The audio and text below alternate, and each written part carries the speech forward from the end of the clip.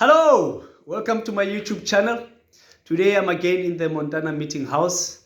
I did mention in my previous video that this building does represent some rich history. A lot of memories were created in this building for many people. And so today I just want to take you back to the years, and hopefully we delve into some of the previous leaders that came out from this unit. So let's get right into it. So let's start on the 9th of January 1992. The stake president is Ian Ranch. And so he makes it known that Cape Town First Ward will be divided. And it will be divided to create what we now know as the Gugulethu branch. And so the first branch president of the Gugulethu branch is called, and his name was Walter Jordan. So the Saints now move and find their own place to meet in Gugulethu. Now, if you're familiar with the surroundings of the Gugulethu area, you know of a very famous place called Mzoli. So right adjacent to Mzoli, there's a place, or used to be a place there called Uluntu Care Center.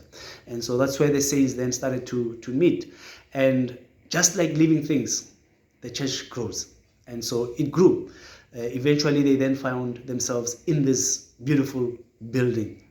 And so they meet. But now on the 25th of July, 2004, Gugulethu is divided. It is divided to create the Khayelitsha branch. But they don't immediately move out. They still continue to meet. So they have the joint sacrament meetings, obviously with Pillar Jordan, who was the branch president at that time, presiding over the meeting. And only after when they split the classes, or during the classes, that's when the units then split. So you have then Gugulethu meeting on their own, and then you have Khayelitsha branch also meeting on their own. And now, fast forward, on the 6th of September, Luthando Matsaluka is then called as the first branch president of the Khayelitsha branch. On the 26th of December, 2004, Gugulethu is again divided, this time to create the Langa branch. And Nkosi Khona Ncube is then called as the first branch president of the Langa branch. Now Khayelitsha grows. The members, because of the proximity of the building, and it's now nearer and easier for them to get to the building, so they grow. They grow in number to such an extent that on the 28th of August, 2011, Khayelitsha becomes a ward. And Noel Nyoni is called as the first bishop of the Khayelitsha ward. Now, it grows again to an extent that on the 2nd of March 2014, Khayelitsha ward is divided together with the Mitchelljs Plein Branch. So they are now divided, these two units, to form or create what we now know as the Mandalay ward, with Lucky Malaza being called as the first bishop of the Mandalay ward. Now in 2017, on the 23rd of April, again Gugulethu is divided. This time it is divided to create what we now know as the Montana branch. And Thamsanqa Brook is then called to serve as its first branch president. And Ali Masikwana was then called to serve as the new branch president of the Gugulethu branch. I am grateful for this history. I'm grateful for what this history does, what this history means. You know, we must appreciate the history. And I invite the members in these different units, in the Gugulethu branch, in the Montana branch, in the Langa branch, in the Mandalay ward, in the Khayelitsha ward, to just revisit this beautiful history. You know, history then helps us to appreciate where we are. You know, Daniel talks about seeing a stone out of the mountain being cut without hands. And then he continues to say that it broke into pieces up until such a time that it filled the whole world. If you were here, as I was in 2004, you would understand exactly what Daniel meant. You would literally see a stone out of the mountain being cut without hands and filling, so to speak, the world.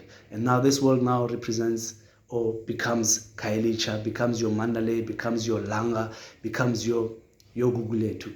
So I'm grateful, my brothers and sisters. You know, at that time, when these two beautiful units were dividing, or were being divided and created, you know, people were saying we are going to miss each other. You know, friendships were made, and bonds were created. And so it becomes sort of like a sad moment where people have to leave people that they are fond of, people they used to sit next to, people they used to hear from. But I would like to invite you, my brothers and sisters, that whenever these units are created, particularly these small units where you feel like, no, they shouldn't have divided this unit, it is now small, the excitement is no longer there. No, it is not just about the numbers. It is not just about us dividing these units. The leaders know what they are doing, and I think the intention is to bring these units, or rather the church, close to the people. But for me, it is more about giving more people an opportunity to serve. Now, from a branch where only one branch president used to preside, you now have 3 branch presidents and 2 bishops now leading. From where there used to be only one Relief Society president, you now have 5, 6 different Relief Society presidents serving, and we can go on and on. It is all about giving people the opportunity to serve. And now the units are closer to the people. If you talk to Lutando Matsaluka, who is now in Johannesburg, he will tell you, I know for a fact that he used to walk from Khayelitsha all the way to the Montana branch.